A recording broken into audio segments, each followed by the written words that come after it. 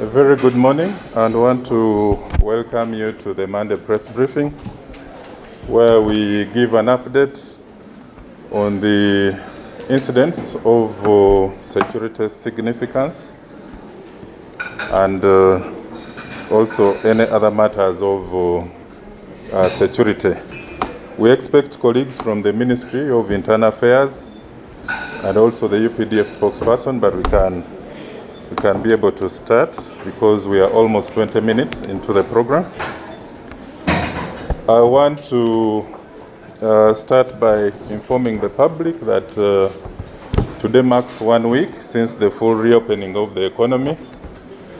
It's been marked with a lot of excitement. The nightlife began in full swing, and we have, however, not registered any incidents of concern regarding the night economy. So we want to encourage all revelers and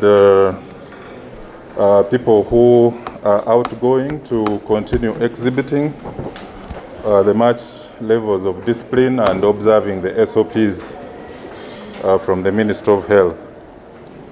We simply have a small concern that there are these pubs that are usually opened on the side of on the side of the roads in places like Nankulabye, the outskirts of Kampala. You find that the revelers park their vehicles blocking the roads, and even the seating arrangement disrupts movement of other members of the public. So we are bringing this out as a caution to all owners of pubs, bars that are located near the roads, that they need to ensure that there is very clear passage for other members of the public. They should take note, otherwise we shall start taking action and tow those vehicles to the nearest police post or station. Now, you're aware that there was a travel alert or advisory that was issued by the US Embassy advising its citizens in the neighborhood of Kenya to exercise caution as they go about their activities. As a result, our counter-terror task teams are closely monitoring these threats of terrorist activities in Kenya. And as we continue to monitor those events, we also wish to inform all Ugandans and citizens that the threat environment of terrorism still exists in our country. We have now entered day 73 since the deadly suicide attacks occurred at CPS and Parliament Avenue. Other incidents of attack occurred in Beni, DRC, and all these threats and attacks demonstrate that terrorists and their local affiliates have the ability to plan and execute attacks within our respective countries. And now that the economy is fully opened, we call upon each and everyone to always be alert to the possibility that terrorists, their sympathizers, radicalized individuals and groups who are enemies to our country can easily conduct attacks. As you witnessed, in our country, terrorists managed to attack people at eating points in Komamboga. They attacked a bus at Mpiji. They also made attempts to enter CPS and our parliament. There are also other areas of focus like tourist locations, hotels, clubs, restaurants, places of worship, parks, high-profile events like now these concerts, educational institutions, especially universities, airports, markets, shopping malls, government installations, and many other soft targets are areas of focus. Therefore, all Ugandans and non-Ugandans, we urge you to be extra vigilant as you go about your activities. Our operations are aimed at preventing, stopping, disrupting, and dismantling the ADF terror cells still continues, and any other hostile cells that could be emerging, like the other rebel group. So we want to thank the counter-terrorism task teams for their efforts in identifying remnants of the terror cells, including their agents and collaborators.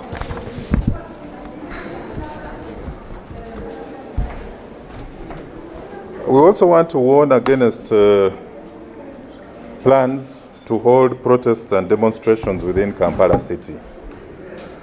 We have credible information about plans by the retired Colonel Dr. Kizza Besigye and other opposition agents to reactivate the Power 10 structure in all cells and local councils within the Greater Kampala to purposely breach peace, cause acts of disorder, lawlessness, and mayhem in the city.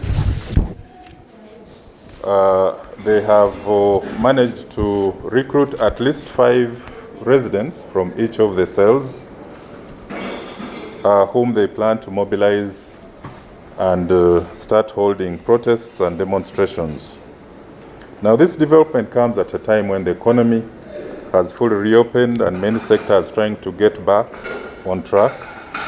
We therefore call upon the retired Colonel Dr. Kizza Besigye, of course, who is a professional agitator for violence, to use legitimate means to achieve his objectives. Every now and again, we should not continue putting Ugandans in fear.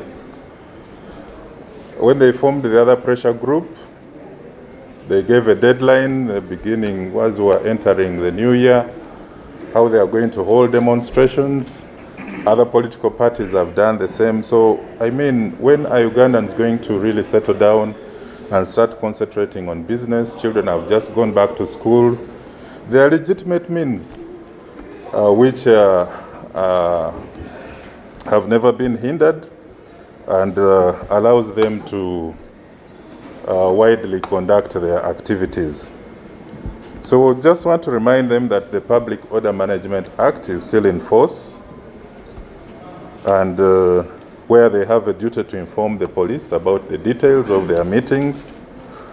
Our country has now spent about 13 months without any violent protests and demonstrations, and we want to reassure the public, especially the private, the business sector, the education sector, transport, that we shall not allow any acts that are in breach of the prevailing peace and security to occur. So our response teams are on standby and will respond swiftly, targeting the ringleaders, the instigators of violence, the perpetrators, participants. What we can advise to those who have already received money to hold these protests is you either eat that money or refund it, but we are going to ensure that the rights of the majority of Ugandans to life, property, peace, and safety are not disrupted by these perennial instigators of violence. We are getting concerns inside children being murdered, especially in incidents of domestic violence. Most of the incidents arise out of domestic violence, which is a major indicator of risk to children. The perpetrators who are violent to their partners are also frequently violent to the children, including murdering them. For instance, on the 27th of January, we had a very grave murder of an 18-month-old infant, which occurred in Rukunjiri at Nyakatembe SL, Chikakara Parish, where a mother, a 22-year-old mother, Tukwasiwe Felista, because she was not receiving basic necessities and support from the father of the 18-year-old son. The father was identified as Nyamuhemba Venancio, a fish dealer, who has not been supporting the mother and the son. So what this mother did, she connived or conspired with the two other brothers, that is Twinamasco Jackson, 37 years, and Garubanda Cipriano, and they chopped off the head of the 18-month-old, that is 1.5-year-old, just because the father had failed to provide necessities and support. So this is really a violation of the right of young children to life. In Kalaki district, all these three were arrested, that is Tukwasiwe Felista, Twinamasco Jackson, and Garubanda Cipriano. In Kalaki district also, we had an incident at Ongeloi village, whereby one Enyimu Simon attacked his wife, and following a conflict, the wife was carrying their 10-month-old son called Opolot Felix on the back. She had wrapped the baby on the back. During the fight, the son slid from the mother's back and fell in boiling water. He was seriously burnt. The grandfather, called Opolot Charles, tried to rush the victim to Soroti Hospital. Unfortunately, the young boy succumbed to the injuries. So we have Enyimu Simon arrested and is in custody. Another funny, grave, unfortunate incident in Ujiri, where an 18-year-old housewife, Tumubiru Rashid, called Namagombwe Salima, left her village in Nakasisi to attack a co-wife whom the husband had started a second home with. So when she failed to find the co-wife, she went to trace for the friend called Virunji Shakira. When she didn't find Virunji Shakira at home, she had moved with the panga all the way from Nakasisi to Masita village. So when she got the 3-month-old baby of the friend to the suspected co-wife, she cut the baby and killed the 3-month-old baby without any cause or justification. So these are the incidents we keep getting every day. We are also investigating another child murder in Aleptong, where one Oyanga Patrick, a 26-year-old peasant found in Iyama village, found Okulu Thomas, 7-year-old, had climbed the jackfruit tree. So he grabbed the victim and started assaulting him, trampled on his stomach and lower abdomen. The boy collapsed and died there and then, just because of jackfruit. So these are the incidents we keep registering, showing anger, temperament within the public. So Oyanga Patrick was also arrested. So these incidents indicate that torture and murders are real, especially at the point of separation or after leaving a violent partner. Parents also kill their children sometimes as a means of taking revenge on their former partner. There are many other risk factors, of course, that are related to alcohol, drugs, mental illness, jealous, separation, and so on and so forth. So we call upon anyone in a domestic violence situation, toxic relationship, or aggressive behavior from neighbors, like what happened in Aleptong, to seek help from the Child and Family Protection Unit The LCs, the probation officers, and NGOs advocating children's rights are everywhere around the country. Please, let's ensure that we work with them and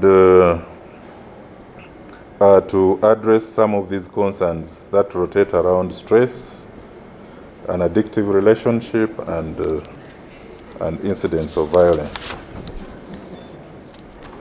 Fire outbreaks. I engaged the director of fire and rescue services. He is coming up with a report on all fire incidents that have occurred since the beginning of school.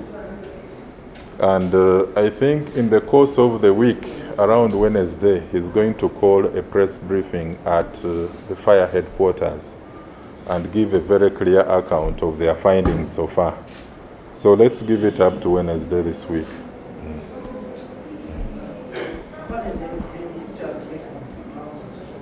The what? Yes. Yes.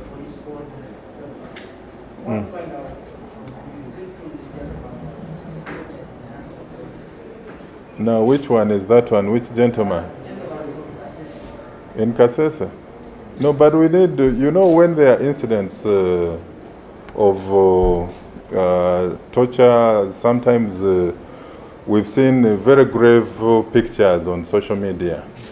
We don't need to take social media seriously. When there is an incident where there are grave pictures like that, we encourage the alleged victims. None of us has talked to them. We are just seeing grave pictures posted here and there. It's important we take time to invite them to either report to the police or even the Uganda Human Rights Commission, and we cooperate with the investigations. So this one, just the mere posting of pictures on social media is not enough. We need to dig deep. Even you as an investigative journalist, it's important to go to them and not just go by pictures on social media. Now,